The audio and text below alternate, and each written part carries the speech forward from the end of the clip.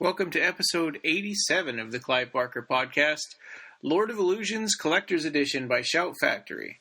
So I would say we probably spent about half of our time talking about that, and the other half was news because Rob Ridenour has been collecting so much news. And in fact, he was going to be joining us on this podcast, but he had a family emergency and wasn't able to make it. So anyway, this is episode 87, Lord of Illusions Collector's Edition. It was just myself, Ryan, and Jose.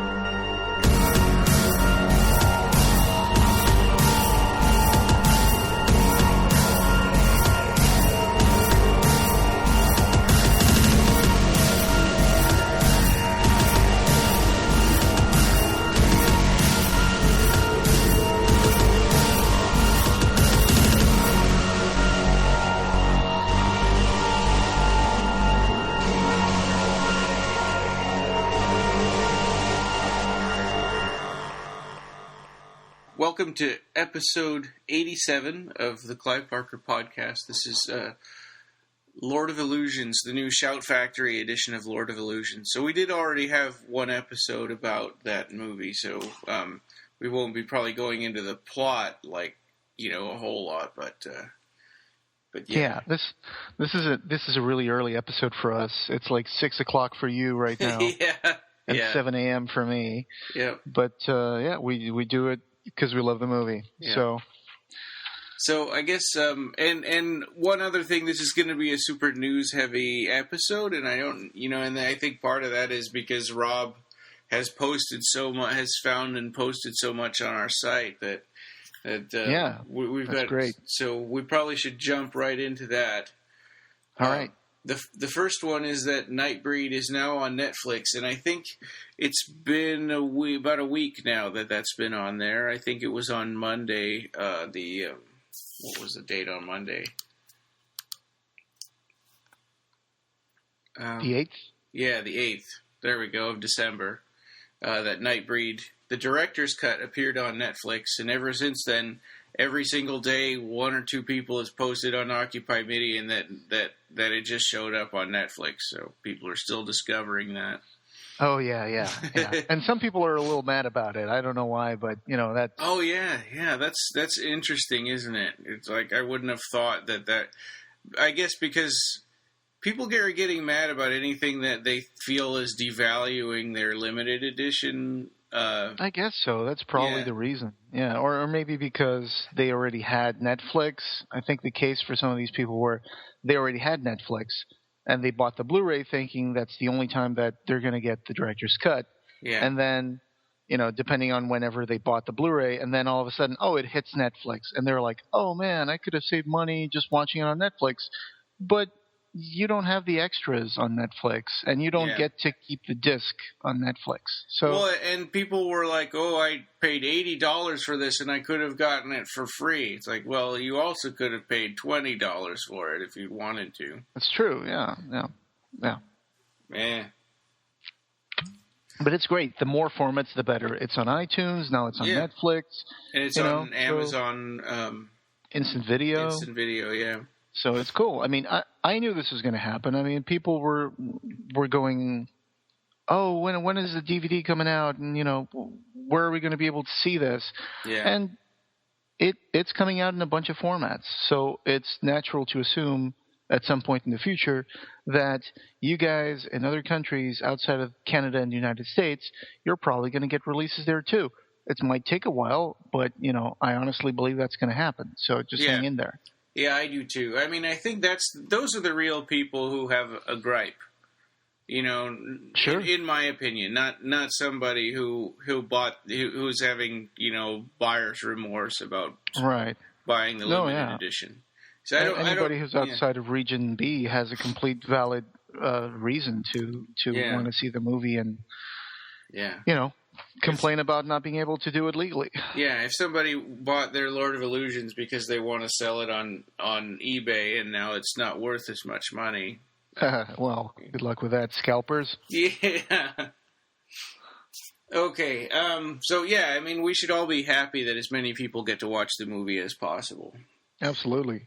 Go on Netflix, look up Nightbreed, get the right version. I don't know if the old version is still there because at this moment, I don't have Netflix. So I'm wondering, is the theatrical cut still there as well? Please let us know if you got Netflix. Yeah, that's a good point. I discontinued Netflix when Joey was born in 2011.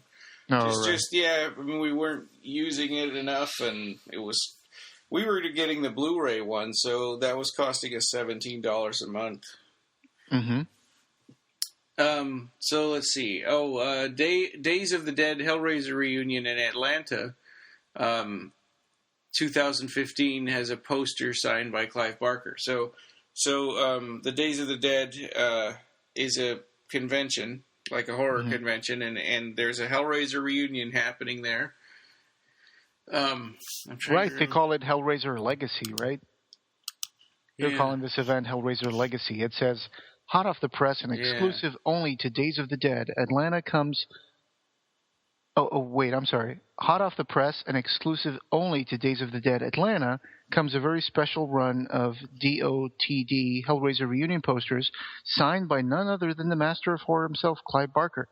It's going to be limited to 100, individually numbered by hand. Creative legend Clive Barker has teamed up with Days of the Dead to produce a special run of personally autographed 13 by 19-inch promotional poster prints. Yeah. So that's pretty cool. They have it on the website here of the Facebook page, Days of the Dead. And, you can see, I think it's Pinhead. Chatterer. I wonder is this the image that's going to be the poster? It seems like it. Yeah, I don't remember seeing that before. And then there's a picture of Angelique, right? And Butterball. Yeah. So Butterball and Chatterer, and then the Pinhead from Hellraiser 5. That's from Hellraiser 5, Inferno. Yeah, it looks like, I don't know if this image they posted is going to be the poster. It just looks to me like there's a few things that I would have changed. One, I wouldn't have put Pinhead from Inferno because that's my least favorite Hellraiser movie. Yeah. Angelique looks like she could use a contrast boost because she's very, the image is very clouded and the contrast is really low. Yeah. Well, this looks like a really low quality scan of this too. Yeah. It says here they'll be printed in high-quality glossy stock and will be available for pre-order through the Days of the Dead Atlanta ticketing site for only $50 on Friday, December 5th. So it's at this point it might even be sold out. So what is her name that plays Angelique? Valentina Vargas. Yes. So I haven't heard of her going to a Hellraiser reunion before. Right. Yeah. Me neither. That'll be interesting. You mean I've been to the one at Monster Mania in New Jersey in 2012. That also was a screening of the Cabal cut of Nightbreed. Yeah, it says here one of the comments on this on Facebook was from Lucifer von Bugtussel. Yeah, I'm looking at it. I fear this means Barker will not be making an appearance in Atlanta. And then Days of the Dead commented, I don't think he was ever going to. Yeah. Right. Yeah, and they say he really doesn't travel much anymore due to health reasons. He was struggling quite a bit at our LA show in September. And then it says, we would also love to have Clive at the show, but we are grateful he is generous enough to do this for us as the next best thing. Yeah. Such an amazing man who loves his fans. So, Atlanta is also the place where our friend Colin Lekativa lives, I guess. Yeah. And he did the jingle for us. Yeah, and the same, that's right. Yeah, and this same thing happened at Monster Mania where, except he was planning to go to Monster Mania Hellraiser reunion, and then he couldn't do it because of his health and sent over an autographed poster instead. But I think in this one, I never once read that Clive Barker was actually going to go to this one. Mm-hmm. So I don't think that was ever planned, as far as I know, or announced. I don't know. Yeah. I honestly, sometimes it's hard to keep up with all these conventions. So yeah, that's true. Yeah. Anyway, that's really cool. This got started to sell on December 5th on the Days of the Dead Atlanta website. Mm-hmm. So I don't even know at this point if they still have any, because it was just 100 posters and it's been a week. So go there and check it out. Okay. So this was kind of interesting from Clive Barker's personal Facebook page. They posted the question, which would you rather see a TV show of, or if you had one wish for a Clive Barker story to be adapted to an ongoing TV series, would you rather see Nightbreed, The Great and Secret Show, or Weave World? That's too hard of a question for me. But I think for me, The Great and Secret Show would be last, and this is not because I don't think it can be adapted, but I think that I would want the series to be finished first, so they could do the whole thing. Right, the whole trilogy of the art. Yeah, kind of like what's going on with Game of Thrones, that the TV show has caught up to the books, right? And now aren't they waiting for him to... sure, even though the Great and Secret Show is kind of almost self-contained in a way. I mean... Yeah, but wouldn't you want to see it go on? Yeah, but, I would like to see all of Clive Barker's stories get turned into movies and episodes, Yeah, but, reading that Great and Secret Show comic book, I wanted it to go on into Everville, and I thought it was kind of sad that they just let it stop, let it go there at the end of the Great and Secret Show. Mm-hmm. Yeah, so that's a really interesting question. Personally, I think, Weave World and Nightbreed, and then maybe The Great and Secret Show in like 5 years or something. I agree. Nightbreed first, then Weave World, because we've never seen it adapted. Yeah. I mean, there was a comic book adaptation, like 2 issues, which is it's laughable to adapt Weave World into 2 comic books. Yeah. Great and Secret Show had the comic book adaptation, so I think to that extent, the Great and Secret Show has already had some kind of exposure in a different medium. Yeah. And maybe the Great and Secret Show would be the easiest to adapt at this point, because it already has the adaptation for the comic books. They did like 10 or 12 issues? 12. Yeah. 12, right? Yeah. Yeah. So that was nice. They gave it that gave it a lot of time to. Yeah. It was. I think at one point they announced they were going to cut it down to like 6, but then they re-announced, no, we're going to keep it at 12 because it's impossible to do it in 6 issues. Yeah. So. And there's the advantage that it's already adapted to comic books. They already kind of like separated the chaff. I say chaff, and I use the word, a little too lightly, because I don't consider the Great and Secret Show to have chaff in it.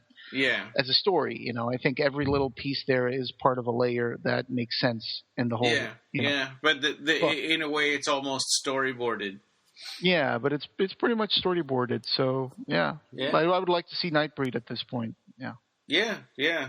And then of course, they didn't even mention Imajica, because that already had plans, and it's going to be a couple of years though, because that director was working on a Stephen King adaptation first, right? And then he was going to start in on Imajica. Oh, do you remember the name of this guy? No. That's okay. No.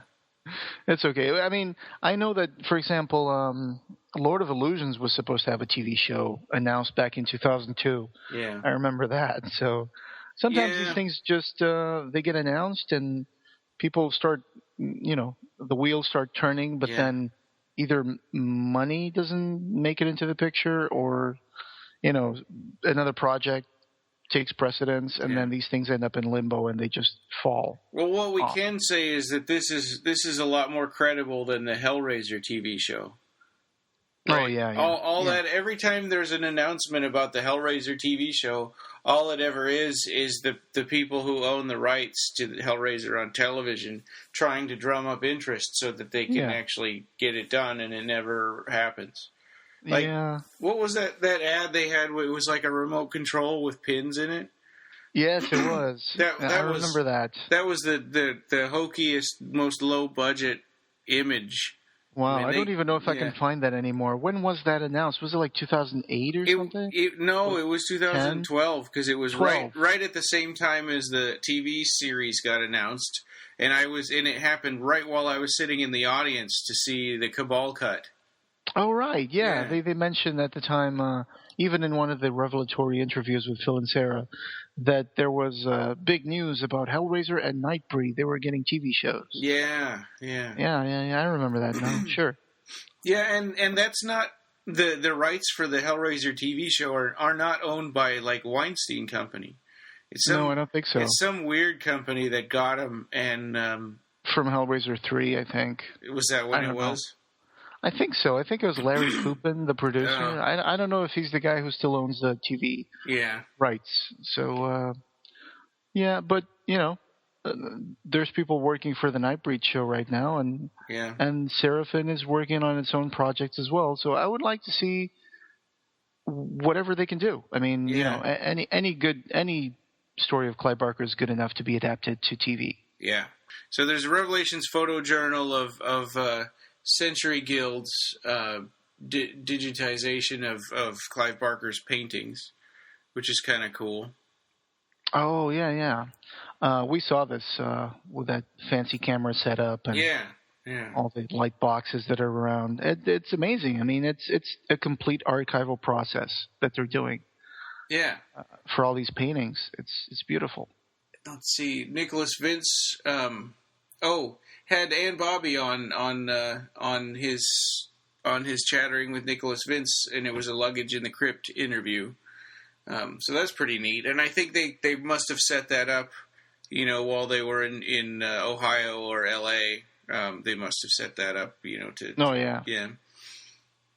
It was really interesting. I saw that live. I saw most of it live, and and Bobby, as always, when she starts talking, she's very dynamic and effusive, and it's always a pleasure to see her, talk about the stuff that she would take with her to like a desert island. What kind of art, what movie would you like to take with you, and stuff like that. So yeah, check it out. It's on Nicholas Vince's YouTube channel. And you can find it through nicholasvince.com too. You can navigate to it that way, I think. Yeah. Yeah. Christian Francis was on an interview with Bloody Disgusting talking about Hellraiser Bestiary and Nightbreed Director's Cut. So that's pretty cool. He's a friend of the show and of Occupy Midian for sure. He was doing a lot of stuff behind the scenes. He did the website and the promotional posters for every screening and stuff. So of the Cabal cut, Yeah, exactly. He even did that T-shirt, that replica T-shirt for King Rocker. He kind of came up with he kind of reinvented the design and made the T-shirt. So, and now he's getting a story published in Hellraiser Bestiary 4, I think. Yeah, and I have that, and I haven't read it yet. I still have them in my comic book bag that I brought back from the store, but I'm really interested in. So I have Nightbreed number 7 and Hellraiser number 4. Bestiary is a good series. They're doing a good job of emulating the 90s comics. If that's their intention, I don't know, but it looks to me like it is. So that's cool. They have all these like little short stories, like 3-4 pages, sometimes 8 pages, and really, really cool. Hellraiser Bestiary.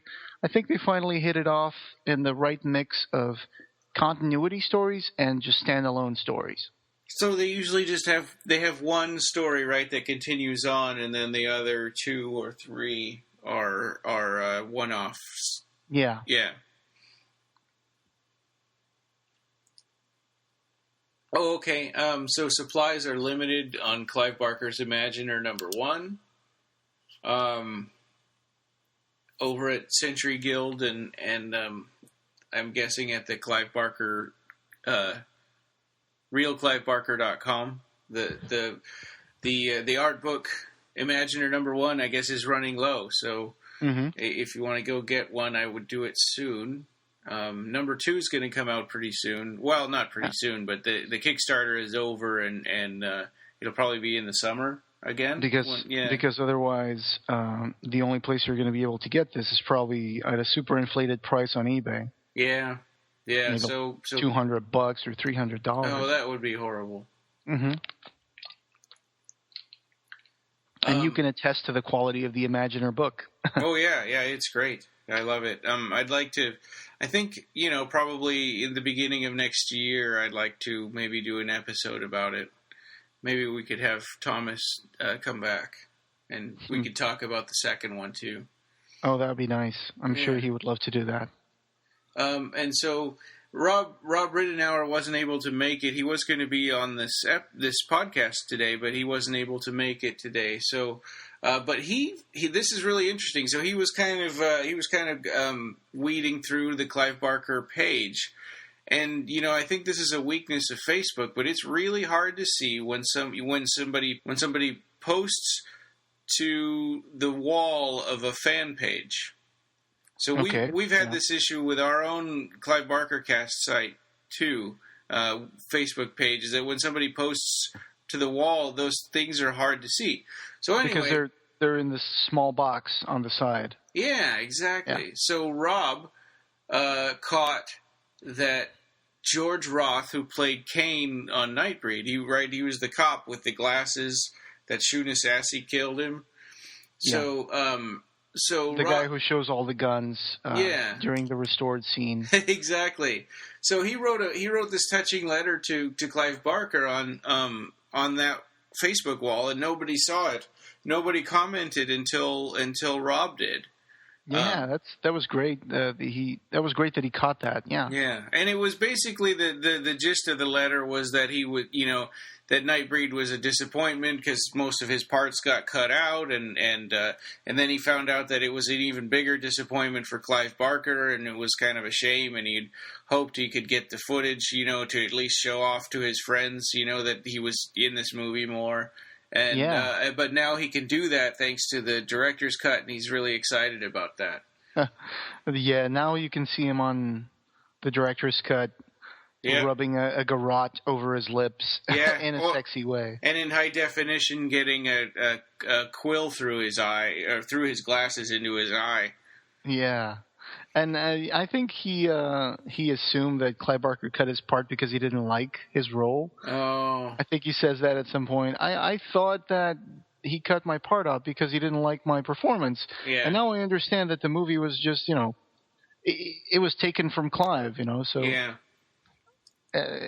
Now his scene is restored, and he was very happy that his scenes are back in the movie. So that was really cool, and we should probably point him towards Occupy Midian. Oh yeah, for sure. Yeah. It's so Rob made a story about that on and then kind of pasted it around, and Mark Miller caught that. And he said, "Hey, he asked me if I could help him find the original post, because they're trying to get a hold of as many Nightbreed people as they can." I'm sure they are. Yeah. I'm sure they have a special project. Yeah. Did we cover already on the news the fact that someone asked? I think it was Philippe O'Neill from Sweden asked Mark Miller on Twitter. Whatever happened to that Neil Gaiman interview that was made for Nightbreed? Oh, really? Really? What? No, we don't have that on here. What did he say? All right. Well, you remember seeing that on Facebook, right? You remember that Neil Gaiman's assistant posted a picture to Neil Gaiman's Facebook page saying, we're recording today or something. I'm paraphrasing because I think this doesn't exist anymore on Facebook. Well, and Alex had taken pictures from it and put them on Facebook or something. At the time. Yeah, I remember that. I saw the picture that was posted on Neil Gaiman's Facebook page from his assistant. I think she took some pictures. Oh, yeah. And posted that. And I remember distinctly seeing Neil Gaiman. I think this was like the studio, Clive Barker studio, like the basement. And there was a huge banner of the Wall of Prophecy behind him, like printed out. And he was sitting in a stool, and they were recording. And I think Mark Miller was also on the picture. And so Philippe O'Neill asked Mark Miller, "Whatever happened to this? I thought this was going to be on the Nightbreed Director's Cut, special edition, and it wasn't." So, and then Mark Miller's reply on Twitter was, "Currently looking for funding." I think I'm paraphrasing because I don't remember the exact tweet. I can look it up actually. And so apparently there may be more content coming in the future. That's cool. For Nightbreed, I mean, we kind of, have a few information, but we can't really talk about it. Yeah. Yeah. So Mark Miller did say something that currently looking for funding. So looks like there's going to be more content coming in the future about Nightbreed, which I'm not surprised. Yeah. Because, well, and we know that's about Nightbreed because that's really the only thing that Neil Gaiman did with Clive Barker. Except for there's the Now We Are Sick book. Right. They did that together too. There was I remember the cover. It had like a drawing by Clive Barker about some fat guy with a crown. Yeah. I think like a king in rags or something. I remember that. Yeah. So let's see. February 13th through 15th, Shock Pop Comic Con. Mark Miller and Jovanka Vukovic will be there to represent Clive Barker's art and the Jacqueline S. movie project. So that's good to hear that they're still, they're still promoting Jacqueline S. because I want, I'm really excited to see that movie actually get done. We're hoping. Yeah, I mean, it's going to be interesting. I'm looking forward to see what Jovanka is going to come up with, and it will be nice to have a movie based on a story by Clive Barker hit the theaters again. Yeah. There was a contest on DeviantArt for people to come up with art that was inspired by Clive Barker's painting called Men of the City. And so they chose a winner. And the winner was a really short poem. Like a haiku? Yeah. Fleshy headstones house restless souls. Skyscrapers are their catacombs. That's pretty cool. That's kind of a fitting caption for this picture. Yeah. That we posted on the news here. But it features these guys whose heads are like skyscrapers, basically. Men of the city. I like that there's a man and a woman that have a sky bridge connecting them, so they're like stuck together. That's cool. Yeah. But I think Clive Barker picked a real winner. I mean, it's just a haiku, but sometimes less is more, Yeah. Yeah, that was cool. So, Waxwork Records has the Nightbreed soundtrack available on vinyl. There's a catch, though. You need to subscribe to it's kind of like a Record of the Month Club or something. Mm-hmm. And they'll send you a whole ton of soundtracks on vinyl, and one of them is Nightbreed. So it's not an easy way to get that. Maybe if you just want that, it might be better to look on eBay or something. Sure. Otherwise, if you're into soundtracks, and you have disposable income, you can always subscribe to their 2015 subscription package. Yeah. Yeah. So vinyl is something that never quite went away. I mean, there's always been people who love vinyl, listen to vinyl actively, and collect it. Yeah. So I'm not surprised. Yeah. That's pretty cool. I have the original vinyl of the Nightbreed soundtrack. I have the CD, but I never got the vinyl. Yeah, it's beautiful. I mean, the cover is just black. I mean, you see the letters saying Nightbreed, mm-hmm. and the black background. But then, for example, Hellbound is much more. It's much more enticing visually because you have the Cenobites in the cover of the LP. Mm. Oh yeah, and that's really a good picture of the Cenobites. The soundtrack for Hellbound. This is a little off topic, but the soundtrack for Hellbound on CD has also the soundtrack for a movie called High Point on mm-hmm. it. Does the vinyl version have that too? Yes, it does. I think it does. I don't know. It's interesting. I think it's another Christopher Young soundtrack that just got bundled in there. Because it was too small to get a release on its own. Maybe could be. That might have been it. They might have felt like, okay, well, let's just release these two soundtracks in the same album. And somebody that lady that was sitting next to you or to me in L.A. said that that Country Skin song wasn't on the soundtrack for Nightbreed. Right, and it is. Yeah. I think there's two versions. There's the country version, and there's the Oingo Boingo version, right? Yeah, and I've only heard the country version. I've never heard the Oingo Boingo one. Yeah, but it is there. The Second Skin. No, it's not Second Skin. It's Country Skin. Country Skin, yeah. Yeah, well, the song is called Skin. Oh, but I see. it is in the soundtrack on the CD. It is there, definitely. Yeah. I've seen it, so I've heard it. Yeah. Okay, so in site news, we did a review of Disposophobia, Ann Bobby's short film. Mm-hmm. So if you guys get a chance, go check it out. We're trying to decide who was going to do the review, and we all wanted to do it, so we all did it on one post, which was kind of cool. We haven't really done that before. Yeah, that was interesting, a way to make a collaborative post. Yeah. And I think it just gives you three different perspectives on the movie. Yeah. So the more the merrier. And then Rob just yesterday did a post.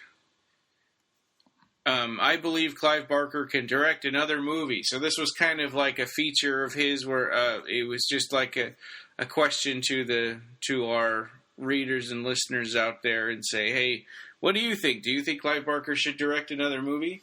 And it's kind of too bad Rob can't be here today, because I think that this is a complicated question. It's tough to answer. My first instinct is to say no. I disagree with Rob just because it would be a big use of Clive Barker's time and a strain, and it would put a lot of other things to the side that he's working on, I would be very happy if Clive Barker could direct another movie, because it would mean that his health was, improving a lot. Well, yeah, I guess that's my thing too. Is that the way things are right now. It's not like in 1989 he was writing The Great and Secret Show and directing Nightbreed all at the same time, and I can't imagine him doing that right now. So that means some writing projects that he's working on would have to get, put to the side.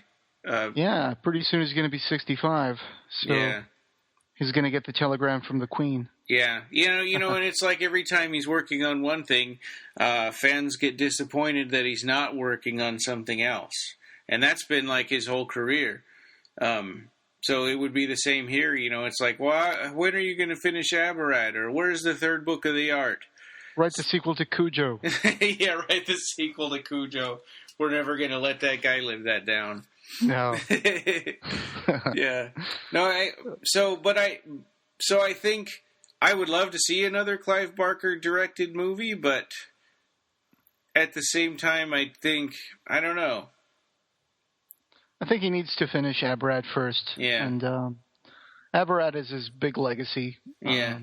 It's his, like, Lord of the Rings, if he was Tolkien. Yeah, gosh, what is it? That's going to be like a 15-year project or something like that. Yeah, and if I remember, one of the things he said in a featurette that was in the Midnight Meat Train DVD when he was painting and they were showing him in the studio, and he was like, as a gay man, I don't have kids. These are my kids. He's talking about the portraits, and he's like, so I completely understand that Aberrat is his pet project right now. And it is the thing that he believes is going to be his complete vision, his like Blakean effort, to like William Blake did his own like paintings for his books. And this is kind of like the model on which Clive Barker has inspired himself to make Aberrat.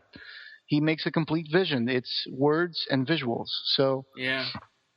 I mean, it's amazing, and you don't see many novels like that where the writer is painting the pictures. So that was started in 2002, and probably it won't be until 2015 or 2016 when Aberrat 4 comes out. So and then there's going to be the 5th volume that still is going to come out. Yeah. and we don't know when that's going to come out. Yeah, so at least 15-year project. Maybe longer. He was working on Aberrat before 2002 as well. Yeah. Oh, yeah, that's true. We don't really know how long that's been. Yeah, I think I remember seeing a picture of Clive standing in front of John Mischief portrait. Yeah, and they were called the Book of Hours before they were called Aberrat. Ah, yeah, that's a good point. A lot of people out there probably don't know that. It was and it was supposed to be a 4-part series, and then he realized that it really needed to be 5. And there was going to be a Disney park at some point based on Aberrat as well. Oh gosh, man. Yeah. In an alternate reality, Clive Barker fans, are going crazy about Aberrat. In another alternate reality, there's like awesome Hellraiser sequels and an Aberrat theme park. Yeah, and the Thief of Always. Clive Barker's The Mummy. The Thief of Always is like an animated TV show. And, Tortured Souls. Tortured Souls is still going on, and there's people who collect the whole thing. So, yeah. Well, and Lord of Illusions is like a franchise. And Nightbreed is on TV, and there was the director's cut back in 1990. Yeah. Oh man, yeah. I would love to see that Nightbreed. The 1990 version that he wanted to make. Probably would have not been such a commercial failure. Yeah. Yeah, but Clive Barker had said he'd wondered if it would still have failed because people weren't ready for that at that time. Mm-hmm. And I see that as a possibility, but at the same time, the movie suffered a lot. I mean, the story, people complained a lot about the story, and they didn't really get the movie and stuff. And I think a big part of that, it's not just that it was before its time, because you got Bride of Frankenstein and Frankenstein. The monsters are the innocents, in those movies. Yeah. And I think it was also more of the fiddle-dicking that they did with the movie, to be honest. That affected it. Yeah, and and it's interesting. We're seeing people on Occupy Midian popping up that are saying that they prefer the theatrical cut. And my thinking is that it's probably because it's hard to let go. Yeah. I mean, we enjoy that movie. We had that movie as one of our favorite Clive Barker movies for the last 24 years. Yeah. So now all of a sudden there's one with all this stuff changed in it. I can totally see people feeling threatened, like their favorite movie is all of a sudden a different movie now. Mm-hmm. But at the same time, you still have the theatrical cut, especially if you bought the double disc one. Then you've got it in high definition. Yeah. And the thing is, I'm happy that both exist, because there's stuff in one that's not in the other. Like, I like the ending. I mean, it's not my favorite ending. I mean, obviously I prefer the director's cut, but I like the ending where Ashbury brings Decker back from the dead, I think it's an awesome closing scene for the movie, with the fire and the preacher screaming hallelujah. I think that's pretty powerful. It's really well shot, but you can kind of tell also, I mean, on the other hand, you can kind of tell also that it's the studio's answer to, like, Jason Voorhees' hand coming up out of a grave, or right before the end credits. You could argue that bringing back Decker kind of defeats the whole purpose of killing him. It takes away some of the strength when Cabal kills Decker. Oh, he's just coming back at the end. And I'm sorry if I'm spoiling this for anybody, but I'm not spoiling the ending of the director's cut. No, you're spoiling the ending of a 24-year-old movie. So right. So some people might think that, and I understand that point too, and I agree with it. Yeah. I think Decker should stay dead, but there were people that were disappointed with that in the Cabal cut. There are a lot of people out there that Decker is their favorite part of Nightbreed, and they were sad to see Decker get cut down a little bit, even in the Cabal cut. It's like, man, I want to see more Decker violence. And it's like, well, he doesn't, they're not going on to show him killing more families or anything like that. Right. I mean, David Cronenberg did a great job. I mean, that's why people love the character so much as well, so. Well, and the fact is the studio already made it really Decker heavy with it, in the theatrical cut. So There's probably there was true. There was only a little bit more, and really it had more to do with the dichotomy between Decker and the Mask. You know, like making them separate personalities, which didn't come through quite as much in the director's cut, but it was there in the Cabal cut. You know, just little things like that scene where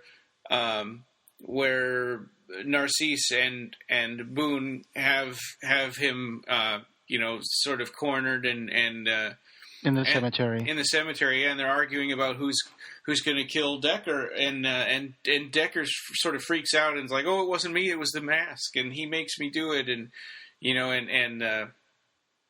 he's scared. You know, it's like when he puts on the mask, he's never afraid of anything, but without it, he's a regular person that gets scared, which is kind of interesting. Yeah, I like that element from the Cabal novel that didn't make it into the movie. I mean, it made it into the Cabal cut, but for some reason they didn't include those scenes in this new release. And, I think it was a lapse, I guess, because I think that would really have been a cool addition. It would have been a cool addition to the director's cut if they had that, at least in the deleted scenes, you know? Yeah, but again, you know, we keep talking about the Nightbreed director's cut, and I know it's still out there. People are still enjoying it. It's still breaking records and getting on the first place in like Amazon Horror and stuff like that.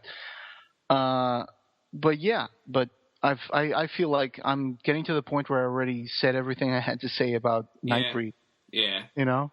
Yep. With Occupy Midian and everything, it's like I just keep repeating myself now.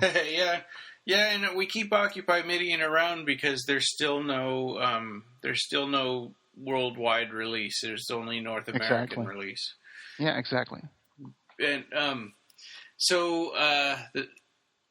Clive Barker presents Fundraiser 2 Round 5. So this is our biggest round ever of this, and you know, you and I were talking about this last night because people keep donating stuff to us so I think this is, like you said, spilling over into, you know, funding for next year because we're getting so much.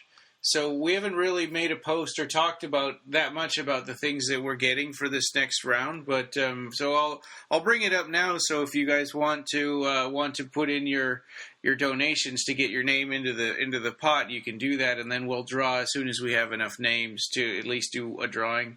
Round 5, we'll split into 2 parts because there's so much stuff in it. Starting out, we've got the Book of the Tribes.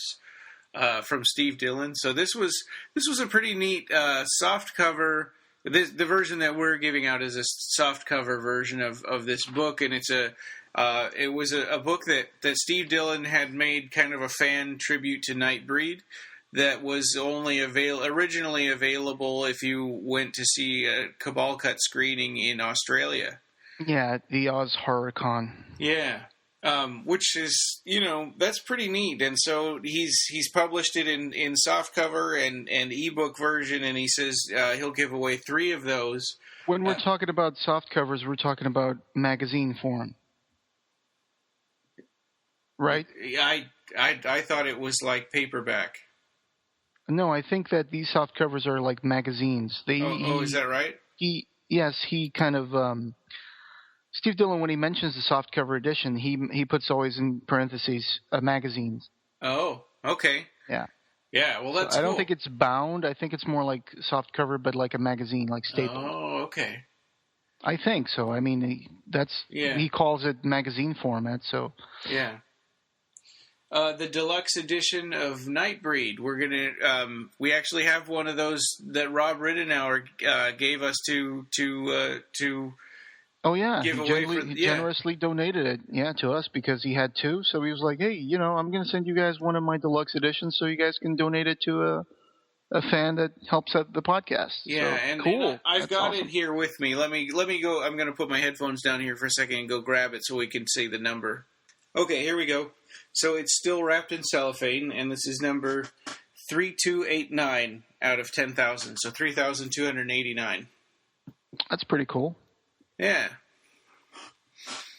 Yeah, so that's a big deal because I think by the time we have this drawing, it will be much more difficult, if it's not already, to get the double disc limited edition. Oh, yeah. Yeah, it's running out for sure. Yeah. I've seen numbers that are like 9,800 and something. Me too. So there's just 10,000 of those. So at this point, I would probably bet money that if it's not sold out, there's just like dozens left. Yeah. We have a fan-made Nightbreed T-shirt that Rob Ridenour made. It's a size 2X, I think, or 3X. I think it was 3X. Nightbreed fan-made T-shirt. And then Kip Jankowski also donated some stuff. So stuff from Kip Jankowski. We've got size 2X followers of the Pandorics shirt. So he said he likes to buy 2 of everything and, keep one pristine and one that he can wear. So he's giving us the one that hasn't been worn. It's followers of the Pandorics shirt, size 2X. Sure. A size 2X King Rocker shirt. This is one of the ones we were just talking about earlier that Christian Francis made to promote Occupy Midian and the Cabal cut. Yeah. He's giving. There were only 134 T-shirts made or something like that. Oh, is that right? Yeah. I don't remember exactly how many T-shirts were made. I thought it was 25. What, T-shirts? I think there were more than that, I think. Oh, I'm maybe. not sure. I don't remember anymore. The website is down, so. Yeah. Yeah. A sealed PC DVD ROM of Clive Barker's Jericho, the game. Mm-hmm. And this is still from Kip Jankowski. And then a double starter deck of Clive Barker's Imajica trading card game. So that's pretty cool for collectors. You had that, right? Yeah. Oh, yeah. I've got all but 7 of the cards. Oh, man. So I've bought probably 10 or 20 of these double starter decks. Uh-huh. So the double starter deck gives you 2 starter decks, and each one has 1 rare card in it. So if you get the booster packs have a smaller amount of cards, but a higher chance of rare cards in them. It's kind of interesting. Cool. But yeah, so this is the one that comes in a kind of a box. Were these released by the company called Zerapushu? Yeah, I think so. Yeah. Yeah, the Zerapushu were the little squids in Quiddity, right? Mm-hmm. That was fun. Yeah, I think you see them in Everville. That's true, yeah. They help fix up that guy who gets his body all destroyed and thrown in Quiddity. I forgot his name. Yeah. But you should totally do a post where you list the 7 cards that you're missing. Oh, yeah. On our website. That would be a good idea. Because maybe you got some listeners out there with extra cards that they could, send you. Or trade. I've got huge stockpile of extra cards because from trying to get all of my collection. So I've got a gigantic box in a closet full of the cards, and I've got a notebook with all my extras. So you don't see them that often appear on eBay. You don't see them appear that often, yeah. And Mark Miller really, really helped me get my collection going, and he traded. He was really generous at trading, so I traded a lot with him. But he's got his collection complete, and I'm down by 7 cards, and they're 7 cards that didn't appear in the United States that much. They were mostly in England, so it's like it's kind of like there's the people who have the ones that were more common in England, and then there are the ones that were more common in the United States. Wow. So, but yeah, I really love the Imajica trading card game. If somebody gets these, I'd be happy to trade with you, or help you out. Also, if you want to build up your collection the way Mark Miller did for me. Mm-hmm. Next one is Cabal cut posters. So we have 2 different Cabal cut posters that were given to us by Christian Francis. He had a lot of leftover stock of stuff after, when the screenings were over for the Cabal cut. So those will be great. So our main topic, which is actually probably less than our news topic, but the Lord of Illusions Blu-ray from Shout Factory. We have it, and we've kind of gone through it, and now we can talk about it. All right, let's do it. I got my notes right here. Yeah, so it was neat. It was neat for me to see it in high definition. You could see all the little pops and scratches and stuff on the film, like right there on the screen. Mm-hmm. Which felt like way back when I saw it in the theater in '95. So that was kind of neat. And I watched both versions last night, both the theatrical cut and the director's cut. Let's see. Oh, the special features. So as I was going through these, it's kind of like, seen that. Most of them, almost all of them, were from the Laserdisc and especially the DVD. Yeah, and I can mention some of them. I focused more on the special features. Okay. Because I've seen the movie so many times. I did skim through the movie to see the quality of the image. Yeah. But some of the interesting things they had on disc 1. Disc 2 has a theatrical cut, but it only has like a trailer as a bonus feature. Yeah, the theatrical trailer. Yeah. And the first one, the first disc that has the director's cut, it has a featurette called A Gathering of Magic that has behind the scenes stuff. Mm-hmm. And this one is like around 18 minutes. Yeah. It's an old documentary from 1995. Yeah, and it was on the DVD. It was on the DVD, yeah.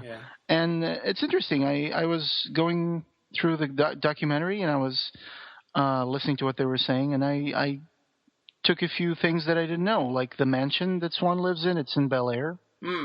That was the shot. That was the location where they shot it. Yeah. And I think Rob was cool. Asking us about that. When we posted that painting. The one that's like the left hand side is too low. We took pictures in front of that at Clive Barker's studio, and so Rob was asking if they filmed it in there, in that house. But no, that apparently it was a mansion in Bel Air, and also the place where Harry D'Amour goes to check up on the guy who was doing insurance fraud. Tappert. And Tappert, insurance fraud. Mm-hmm. That place with the fortune teller store was in Venice. Oh, okay. I'm assuming Venice Beach. And there was like a male prostitute standing outside the door in front of the. Yeah. Yeah, it's funny. I noticed a lot of more details that I don't remember just seeing it in high definition now. That's true. It's always a good experience, like watching a movie in HD after you've watched it in some ratty VHS or DVD for years. Yeah. And this Gathering of Magic has Clive, Scott Bakula, Famke Janssen, Joanne Seller, who was one of the producers, mm-hmm. Danielle von Bargen in makeup. These are all like interviews that they did on set, I think. Yeah.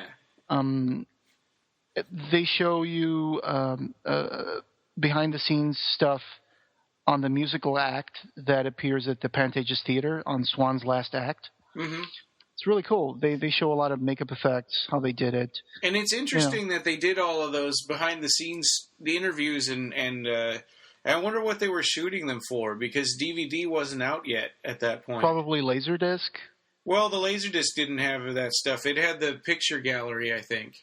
And it had the audio commentary, but it didn't have all, because there isn't room for all that. Sometimes they would do this stuff for like movie channels on cable and stuff like that. Yeah, to build up interest in it. Yeah, sometimes you would see these little featurettes appear as promotional things on TV. So I'm guessing that might have been one of the things they did it for. Yeah, you're probably right.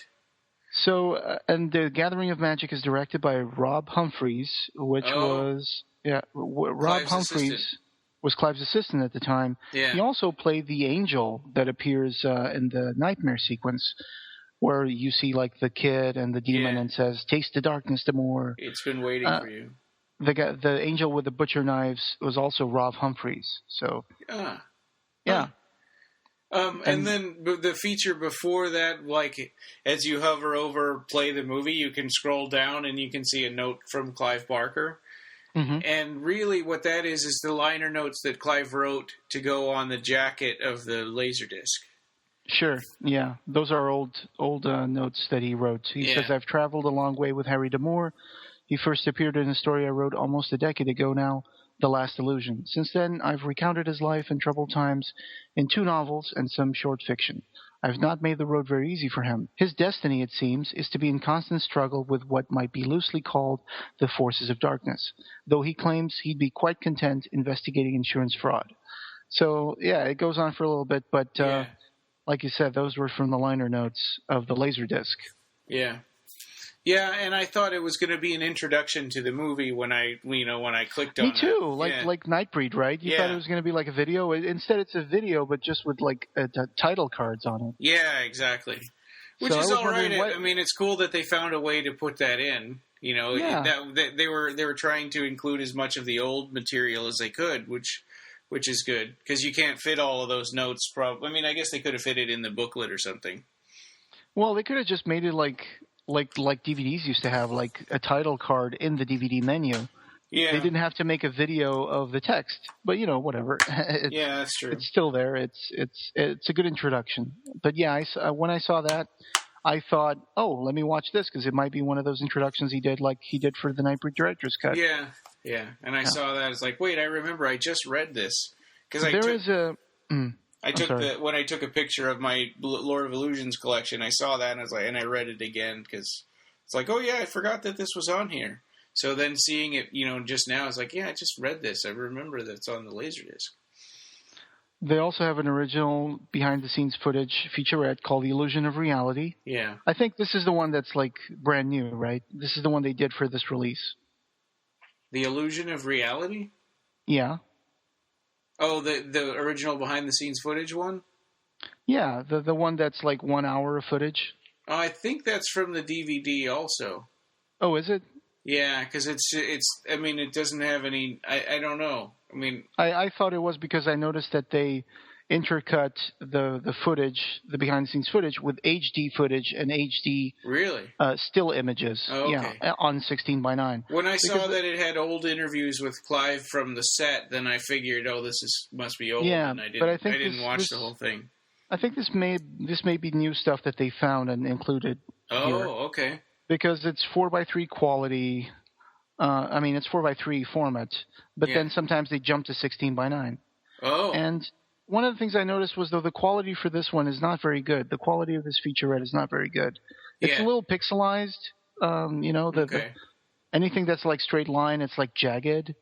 So I don't know what was the source where they found this, but it's on 4:3.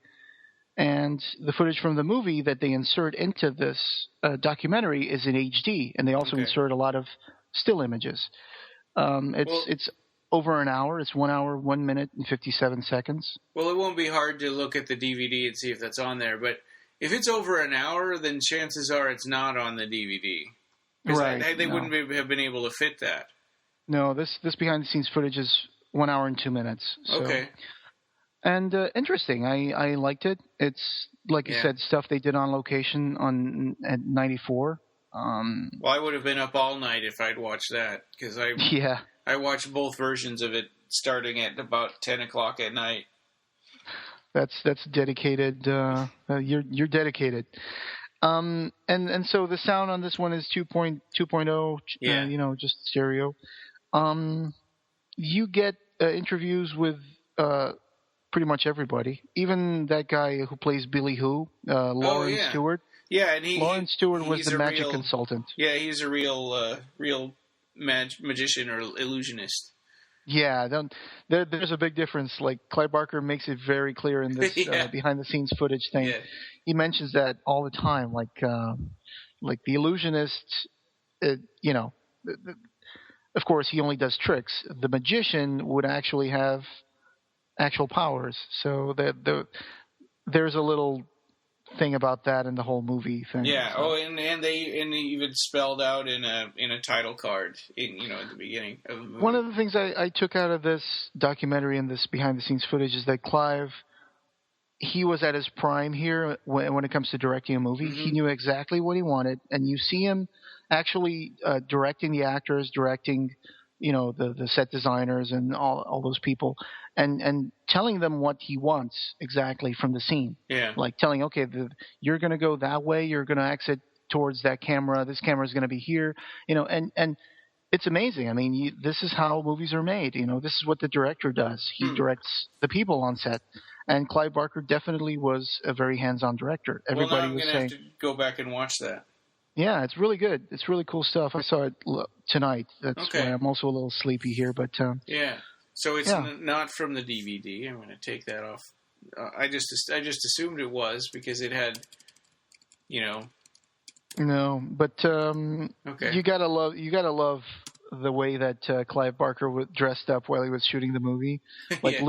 little short shorts that go that end before the knee, above the knee, and pink shirts and stuff. So that was funny to see Clive Barker's little spindly legs. Yeah. And smoking cigars, of course, which is something he doesn't do anymore. Yeah. Well, cool. And you get to see Howard Berger and Wayne Toth doing, showing you the application of the Butterfield makeup, the one that burns and bubbles. Yeah. You get to see that. It's pretty extensive. They show a lot of stuff in the trailer doing the makeup. And in the director's cut, it sprays blood. Sure, yeah. And also, Howard Berger talks about the cultist makeups. He's doing the makeup on an actress called Barbara. She actually played Barbara the cultist, and he's showing why they take pictures of the makeup for continuity. You do one makeup one day, and you have to make the same exact makeup the next day. Yeah. Because if they're going to do more shots in the same scene, the makeup has to look the same. You can't have like someone with a scar on their face on one side, and then the other shot, the scar is on the other side. Yeah. You have to have these pictures, and he was explaining that, applying the blood. So that's really cool. They show the mandrel they used. Wow. With a trainer and everything, That was a brave choice, because I would imagine. To me, something like that looks untrainable. Mm-hmm. Well, the guy who was walking it into the studio was holding a big wooden bat, so I'm assuming.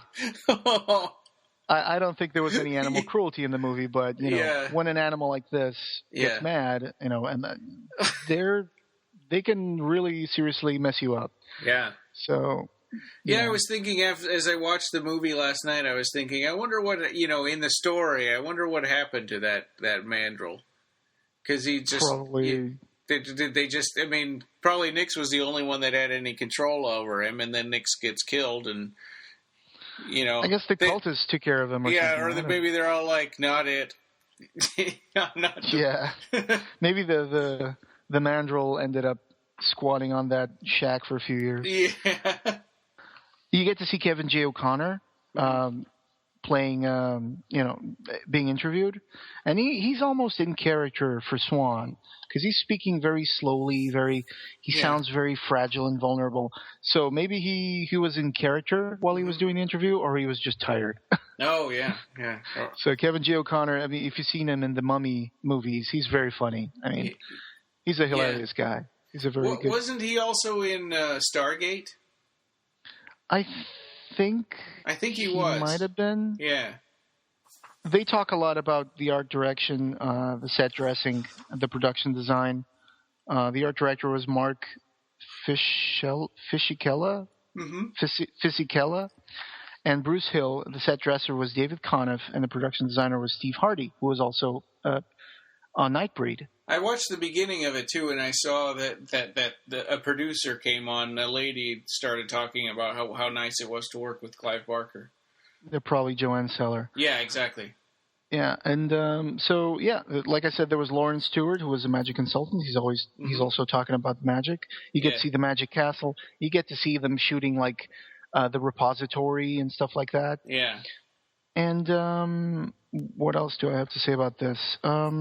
Yes, it closes with Clive talking about how movies touch our psyche, what he thinks movies should be, what he thinks the function of movies is when it comes to entertainment, and also to kind of touch us somehow, which I think that's why we're doing this podcast, is because we do get we do feel a special, affection for these movies that were done by Clive Barker. So I would say he was successful with that. And it was produced and edited by Greg Carson, who also did the features for the Nightbreed Director's Cut. Oh, cool. I guess he must work for Shout Factory. Yeah. Yeah, well, and it was interesting. I'm just getting ahead of myself. I guess another thing another thing we can say here is that the audio commentary is definitely the one that was used before, first in the Laserdisc and then in the DVD. Oh, yeah. That's the old documentary. Yeah. That's the old commentary track. So, yeah. And what else do we have? We also have Martin Mercer. Yeah, and I, seeing that, I was like, wait a minute, we know him, because we saw him at the Nightbreed LA screening. Martin Mercer, as well as Steve Hardy, they also worked on the production design in Nightbreed. Yeah. So Martin Mercer is now a very well successful storyboarder. And he did the storyboards for Lord of Illusions. So this feature is called Drawing Boards with Martin Mercer. Yeah. And it's roughly 12 minutes long. And there wasn't a whole lot of continuity between Nightbreed and Lord of Illusions, so it's kind of nice to see somebody that worked on both projects. Yeah. And also another person who worked on the storyboards was Mark Baird, along with Martin Mercer. Yeah. And they did pretty much all the storyboarding. The Cultist Compound, that place that was all decorated and stuff, that was, I think, a studio in Culver City, or some house they got there in Culver City. Yeah, so that's cool. That's a pretty messed up looking house. Yeah, and in this Martin Mercer featurette, he also shows us storyboard comparison shots, namely the Swan's Last Act show. The dancing that goes on before, and the sand pours into the skeleton and then it explodes. Yeah, it looks so close to what they actually shot, which is pretty cool. And also Origami Man, the sequence where the ghost appears in Swan's mansion. They also do a comparison side-by-side shot with the storyboards and the footage from the film. And people complain about how CGI that scene looks, or how obviously CGI it is, but if you look at the storyboards, they did it exactly the way it was drawn. Sure, even the fire snakes and everything, it looks just exactly like it. Yeah. Yeah. Well, it's maybe a little dated, but what are you going to do? Are you going to go like George Lucas on this movie? Yeah. Yeah, no, I mean it'd be like redoing the all of the like magical effects on Hellraiser. It'd be like redoing Frank's Resurrection. I mean, that would that would stink. Yeah, that would stink. Yeah. Or the Engineer. Yeah. Yeah. And the last thing that I saw was the photo gallery, which it's amazing. It goes on for 15 minutes. Yeah, I didn't go through the whole thing because that was old. I did. I kind of like did a fast forward so the images would only be on screen for like a second. Yeah. Yeah. But there were a lot of images I've never seen before. A lot of them were still shots from the movie, but then there were also some that were like promotional shots of the characters with like a blue backdrop. Yeah, and the director's cut, the running time on the director's cut with the studio logos and everything, it's 2 hours, 1 minute, and 33 seconds, whereas the theatrical cut on disc 2 is just 1 hour, 48 minutes, and 53 seconds. Yeah. So that's what you can expect from this. Yeah, and I watched the theatrical cut again because I hadn't seen it since the theater, and I had forgotten, exactly all the things that were cut out, but it's obviously all MPAA stuff. It's all censorship kind of things. So the sex scene between D'Amour and Dorothea. Yeah, that was cut out. So it's just, it goes right to the end of it when they're just lying there and talking about how she shot Nix. And then what else? Oh, the cultists, packing up their stuff and with their dead families, or laying around, or the snake guy or whatever. All of that whole scene is gone, and then just little tiny effects shots of violence and stuff were cut down. I think there may be a little more than that, because I remember there was some scene where there was exposition, and it's like Swan is talking to D'Amour in their car. Oh, yeah, I can do and that shit. goes on for that goes on for a few minutes. Yeah, and where he says, that. I can do a lot of shit, D'Amour, but then that conversation, is cut out. I think that conversation was cut out more for pacing. Yeah. It was not an MPAA like, oh, you can't put that because it's violent. Yeah. So there were some things they cut out because of the studio thought, well, this should go out. It's too much exposition. Mm-hmm. But again, it's important because it tells you stuff about the movie that when you watch the theatrical cut, you don't get that information. Well, and this was sort of something. This was a comment that Rob had made, that he didn't like Kevin J. O'Connor's Swan character that much. But the more I've watched that movie, the more I like the subtle hints of everything he does. He's motivated by fear. He spent 15 years being afraid of the cult and of Nix and everything, and he's obviously not the hero, right? I mean, interesting. Yeah. I have a different take on Swan. Mm-hmm. I in my mind, of course, it's just our as fans the little backstories we create in our mind when we're watching this stuff was that I understand his criticism of Swan because Swan does appear to be very vulnerable, very but at the same time, I agree. I think that he's a broken man at the time of the movie, because he's not always been like that.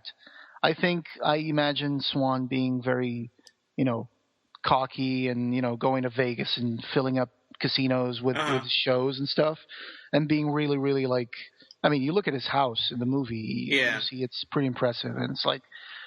I could see him as like a bit of a rock star magician. In his heydays. But now, because of the whole thing that the Puritan is coming, I think he's been slowly breaking down over time. Yeah, well, even in the beginning, which is like 1983, I think. Yeah. When they're like, if he gets in our heads, he'll make us crazy, and he just turns around and screams, "So stay out here!" So it's he's kind of high strung at the time. Yeah, he's on the edge of chickening out. Throughout the whole movie, there's little scenes like that where like one time he says, "I can't go any further."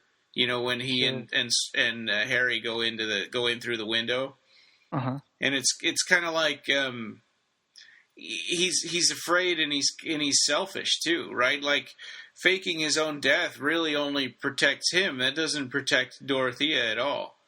No, not really. But I can see your interpretation as a more accurate one than what I was saying. But you see these pictures in the photo gallery and the Blu-ray where he appears dressed with those like sparkly suits and stuff, just like a Vegas magician. So that's where I got that idea from. That he might have had some good years where he was like, hey, I got a mansion, I got all the stuff I want, I'm super, famous and people love my act. But his tricks were no damn good. Everything he did was tainted. Hey, what's that accent? Brooklyn? Yeah. But, all right, that's a little in-joke for people who have seen the movie. Yeah. But, that's an interesting thing about Swan. He does do things fueled by fear. Mm-hmm. Yeah, and Harry is really close to the Harry D'Amour that we read about in the two novels and the two short stories. Oh, sure. I mean, Clive Barker himself in one of these featurettes says that Scott Bakula is just perfect to be D'Amour. He is, and he says, how sometimes they write on the posters of movies like Clint Eastwood is Dirty Harry, and there's and he says, well, Scott Bakula is Harry D'Amour. Yeah. So, for Clive Barker, that's yeah. I love the way he played D'Amour. That it's always kind of like he's tired and beat up all the time, but he has to keep going to help people or to finish what he started. Mm-hmm. So this Blu-ray version, I love this cover. It's by Joel Robinson, right? The artwork. Yeah, I think the same guy who did the cover art for the Nightbreed director's cut. Yeah, it's really well done. There's no booklet in this one. Not unlike Nightbreed, this one doesn't. You open it up and you've got the two discs, and then you can see the reverse picture on the other side of the cover, which is that old, almost Nullianac cover of Lord of Illusions with the two hands with the electricity going between with the eyes in it. Oh, that's a cool reference. I've never heard anybody do the connection between that cover and the Nullianac. That's pretty cool. Well, I used to have that poster hanging up, from when I was in college, and it always, and it always made me think of the Nullianac.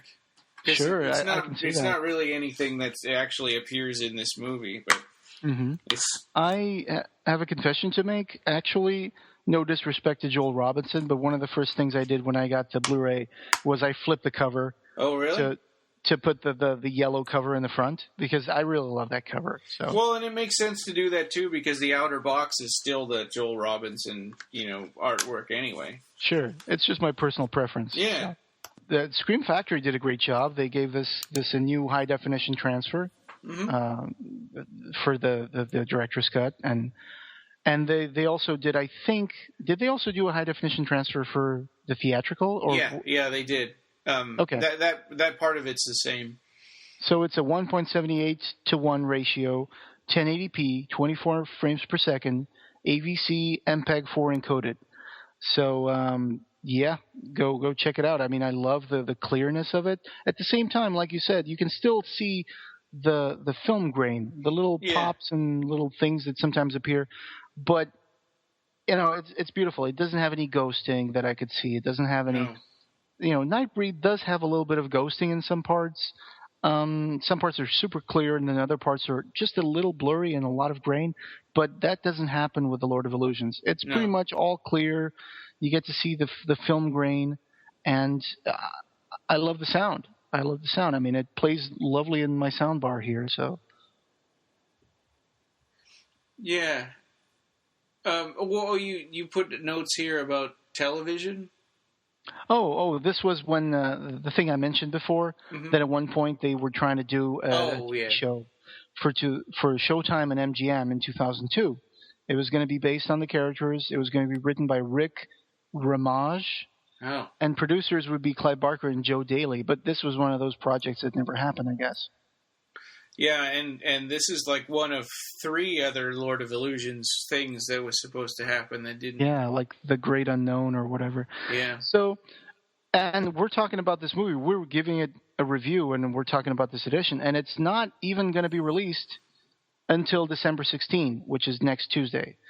So if you haven't pre-ordered it, if you don't want to pre-order it for now, you have a chance of buying it on December 16. Look for it. Yeah. Yeah, and that was one thing we had discussed with Occupy Midian is like, well, now that, once Nightbreed is done, what do we do with Occupy Midian? And we were thinking, well, let's see if we can get a high-definition transfer of Lord of Illusions. And while we were talking about that, then the announcement came out that Shout Factory was doing that too. So it's like, Shout Factory just checked something off of our list. Yeah, that was cool. I mean, once these connections start getting, once these people start getting connected to each other, then things happen like this. I mean, magic happens. You got the Nightbreed Director's Cut, now you have the Lord of Illusions. And there was nothing disappointing about the DVD originally. It just needed to be updated to high definition. Yeah, and I think I've seen some comments on posts that people read about, there's new Blu-ray with the Director's Cut of Nightbreed. Of Lord of Illusions. And sometimes I see some people who may not be familiar with it saying, oh, so glad they finally put out the director's cut of this movie. And I just want to make sure people know on home video, it was always the director's cut. Yeah, except for like very early VHS. Oh, okay. Yeah, there was a really early VHS that was on theatrical cut, but then everything after that, the Laserdisc, the later VHS and the DVD were all director's cut. Yeah, I think at this point Clive Barker had learned his lesson from Nightbreed, and he was like, "No, you guys are gonna want me to do a movie for you. You're gonna give me my director's cut." Yeah, and so they promised him that he would have an unrated version that would be for home viewing, and so. Only the theatrical cut would be cut back a little bit. Yeah, like you say, I mean, and kind of almost as in conclusion to what I have to say about this, is that you usually say that Hellraiser is your favorite movie. Nightbreed is... or no, Hellraiser's the best movie, Nightbreed's my favorite. Your favorite, and then Lord of Illusions is the one you've seen the most, right? Yeah. And it's probably kind of... it's not the same for me, but I understand why you would say that. For me, it's like... my favorite of all three. It's hard to decide. Yeah. But it's a toss-up between maybe between Hellraiser and Nightbreed. Mm-hmm. But at the same time, I also love Lord of Illusions. The thing is, Lord of Illusions, to me, technically and also visually, it's probably one of the best of the three. I mean, yeah, it's the most accomplished technically. Mm-hmm. I think it's the most Hollywood. It's the most enjoyable. Highest of budget for movies. Sure. Yeah. Yeah. And Nightbreed, now I love the director's cut. Yeah. Nightbreed used to be this movie that was a little flawed. It was a very dark movie, like a very dark even visually. I mean, the movie is very dark, of course, Tribes of the Moon and all that. Mm-hmm. But Hellraiser is just the one that I've seen the most. It's just the one that fascinates me the most. So, yeah, I really enjoy the rewatching this movie and rewatching all these good extras. And I enjoyed it immensely. We have one comment from Stacy Still. She said, "Great topic and even greater movie. I would love to see if I'm the only one who didn't like Dorothea's character. Didn't she seem a little ungrateful and pretty much fell into bed with Harry right after Swan died?" Good point. Well, yeah. I mean, I thought about that as I was watching the movie too, about her character. But she does have some strong moments, like that. That guy that's frozen in the ground grabs her ankle and she kicks him, and she kills Nix twice. Yeah, she saves Harry once at least, Yeah. Like Clive Barker says in one of these featurettes, he made her very beautiful, and but at the same time, he didn't go for the whole damsel in distress trope. She's still a pretty strong, decided woman. She makes decisions. She hires Damour. She saves his life. She can fight. She's not like one of those, oh my God, someone needs to save me. So in that aspect, I think she's a strong character. The thing to take out of this also is that she may have jumped into bed with Harry because she didn't really have much of a marriage with the Swan. Yeah. Right? I mean, their relationship is kind of weird. She didn't really feel like she had anybody else on her side either. I mean, Valentin was sort of doing these things, plotting against him, in the shadows, or plotting against her sort of in the shadows. I always thought that Swan probably had more of a mentor/savior relationship with Dorothea. Yeah. Because there's a big age difference, and when he saved her, she was just a little girl. Yeah. And he was already a grown-up man. So I always wondered, their relationship was probably more of a mentor kind of thing. It's like, oh, and I'm going to get married to you, and you're going to get all my stuff, and I'm going to fake my own death. Yeah. So in that regard, I don't think it's that bad that she jumps in bed with Harry so quickly, because I don't think she did have a relationship that was that deep with Swan. She more than anything, she admired him, I think. Like in the cemetery scene where they're talking, and she says, she goes on about how much she admires Swan and thinks he's one of the most special men in the world. Yeah, and he could have been a lot more. Yeah, and then Harry laughs, and she says, "Oh, you don't think so?" And it's like, well, he's an illusionist. It's not brain surgery. And then she goes like, "Oh, well, you're right." But she's saying that because she doesn't want you come out and say that, no, he really does make magic. Yeah. He really had powers. And yeah. She's like, oh, okay, well, you may be right. But, so I never got that. She seems to be very decisive, I would say. I don't think she's selfish. I think Swan is selfish. Yeah, I think so too. Well, and he really did love Dorothea, but then at the same time he was so afraid that he fakes his own death and kind of leaves her. Mm-hmm. But he goes to his own funeral. Yeah, Yeah, and Harry points out, if you love her so much, why'd you widow her? And that made him really mad. Yeah, that's a cool scene. Yeah. Awesome movie. Mostly, despite people complaining about the CGI, it's 90% practical effects. Absolutely. Steve Johnson came up with the Nix makeup, and me and my brother, we have more than one bust that was made by Steve Johnson. Oh, that's cool. For Nix, and those busts were amazing. I think there were like 250 made. Oh, wow. You're going to have a hard time getting that back to the United States, probably. Yeah, was it 250 or was it less? I forgot now. But it used to come in a little wooden plaque with a cloth over his head and like a string to tie around it to make like a hood. Oh, wow. Yeah, That's it was cool. pretty fancy, and it was signed by Steve Johnson. So it's post-death Nix, I'm guessing. Yes, it's got the whole facial thing going on. Yeah, it's pretty cool. So that facial thing is that that's marks from the mask, right? Yeah, those are marks from the mask. Yeah. Yeah. There's one thing in this movie though that I think, if you could go back and tell Clive, just get one thing off of this movie, would be that scene where Harry is interviewing in a mental hospital one of the one of the women, Jennifer Desiderio. Desiderio, yeah. The part where he's like talking to her, and there's like nuns that run the psychiatric ward, and then she runs off, and we see this hole being dug up, and they're talking about the Puritan is returning, and then the music gets really intense, and then you see like this hand comes up over the hole, and then this construction guy jumps out of the hole. Yeah. And I always thought, that's kind of a jokey scene, It's like it's bringing all this hype to the scene, and then it's nothing. Yeah, and it's kind of like the dog barking at Helen in Candyman. Oh right, yeah. It's a jump scare. Yeah, and I thought, but we know that Nix is not going to show up at that point. Yeah. We know that Nix is not going to show up in the middle of Venice or whatever. It was probably scary for me the first time in the theater. I don't remember, but yeah, I always thought, what's the music for? And then this hand comes over and this guy jumps out, and I'm like, okay, well that's just a construction worker. Yeah. But that's the only part of the movie I think is a little hokey.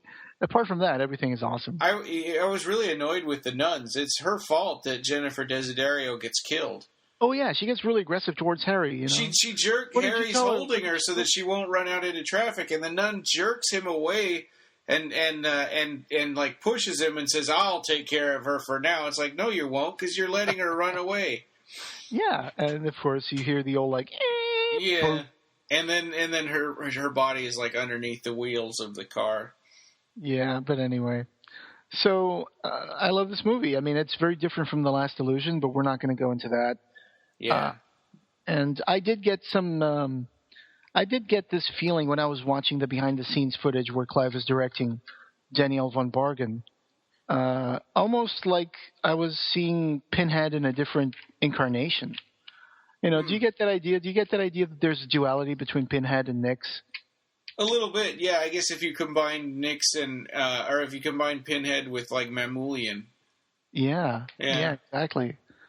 So because Nix has all the cool lines in the movie. I didn't really want to go into this, but I think it might be something we should mention, is that unfortunately over the years, Daniel von Bargen has not had a lot of luck in his personal life and his career, and unfortunately, in February of 2012. He survived a suicide attempt. He tried shooting himself in the head. Should we talk about this, or should we just? Yeah, no. I mean, I've been curious about whatever happened to him since then. Yeah, there hasn't been any updates since. Yeah, and I've been looking at IMDb pages and Wikipedia and stuff, and it's like there's no passing date there. So I'm assuming he's still alive and recovering. But man, that was terrible. I remember seeing the news on the internet that, Daniel von Bargen survived a suicide attempt. What turns out he was diabetic, and he had already lost a leg at this point. He had lost a leg, had been amputated, and I think he had a surgery scheduled to remove a few toes from his other leg, and he just couldn't take it anymore. He just took out a gun and shot himself in the temple. Unfortunately, maybe his hand slipped, maybe he took the gun away from his head at the last moment, and he survived. And he managed to call 911, ask for help. And, unfortunately, of course, TMZ came up with the 911 call and all that stuff, like they usually do, because they're vultures. But, he survived. So I have no idea what's going on with him right now. Yeah, maybe he's just in a hospital somewhere. I'm sorry to finish this in such a bad note, but it's like, that's terrible. I mean, it was February of 2012. Yeah. So it's been almost 2 years. Or it's been more than 2 years since that happened, and we haven't heard any updates on him. And I love to see Daniel von Bargen play comedy roles. I mean, you remember he was in that what was the name of that TV show where he played this like sergeant that had like an eye patch? Malcolm in the Middle, I think. Oh yeah. Jeez, I totally forgot about that. With a hook for a hand and like an eye patch. So that character was super funny. I mean, that character is really funny. Daniel von Bargen. He was also in some really, really big movies, of course, and hopefully he will get to. I don't even know what to say. I mean, well, I hope we get an update on what happened with him, and hopefully he's getting better. Yeah. Hopefully he'll be getting better. So anyway, this Blu-ray comes out on December 16th, so check it out. Yeah, or if you buy it on Shout Factory, you can get it like right now. Oh yeah, sure. You can pre-order it on Amazon as well, I think. Yeah. So go for it. You'll get a poster if you order it. If you pre-order it from Shout Factory, you'll get a poster of the cover, the new cover. I thought I had pre-ordered it and something weird happened, like maybe I got distracted or never hit submit or whatever. Mm-hmm. So then, once I figured that out, like a couple of weeks ago, it's like, okay, well, I'm ordering it now then. And and then they sent it to me immediately. So that was cool. I got mine on Black Friday. It was waiting for me when I got back home. Yeah, that's awesome. So that was cool. And, So it's a great release. I have no complaints. And it's not an $80 release. No, it's much cheaper than that. It's $20 something. Yeah. So go get it. One thing I was thinking about with Blu-rays have some of them they put like save data on your Blu-ray player, and they'll have like internet connectivity and link you to previews of the most recent previews from the production companies and stuff like that. Seems like Shout Factory doesn't go in for all of that. No, they go more for like the collector edition thing. So. Yeah, it's more about what's on the disc instead of like trying to advertise for other things. Yeah. Restoration and archive footage and, featurettes, all the making ofs you can imagine. Actually, I'm surprised that they don't do at least like trailers for other movies that Shout Factory puts out or Screen Factory. Don't give them ideas. Yeah. Well, I mean, at least, they could do it where it's optional. Instead of putting it, what I hate Skippable. I hate when they put them at the beginning, like before you get to the main menu. But if it was somewhere like in the special features or something. Oh yeah, gosh. I mean, I hate it when I used to buy a DVD and then it would have this unskippable previews where like Alec Baldwin. I was like, oh my god, I don't want to see this. I want to see the movie that I purchased. Yeah, or when they're TV or commercials for things that aren't even like movies. I think I never got that, luckily. I think it was Top Gun was the first movie where they put commercials on the videotape. And that sort of marked the time between like when videotapes were $90 to when they were more affordable, is because they started putting ads on them. Right, and they also didn't just sell them to video stores that could re-rent them. They were actually selling them to people who wanted to just buy home video. Yeah, because obviously when you sell a copy that's going to be for a video store, it has to be more expensive because a lot of people are going to see the same copy. Yeah. Right? So they would put a markup on that. Mm-hmm. Obviously, a VHS tape is not that expensive to produce. Yeah. But, whatever. So, yeah, that's Lord of Illusions. So go check it out. Yeah, for sure.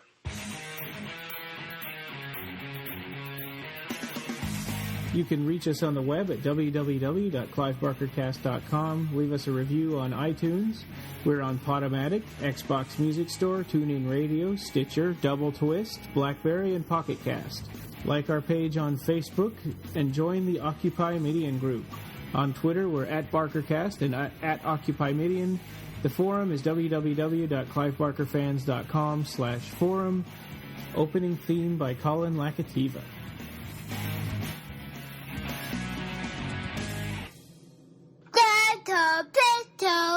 This is the Clive Barker podcast. You say that. This is the Clive Barker podcast. Episode 87. Thank you for listening. Oh, I just want to say bye-bye.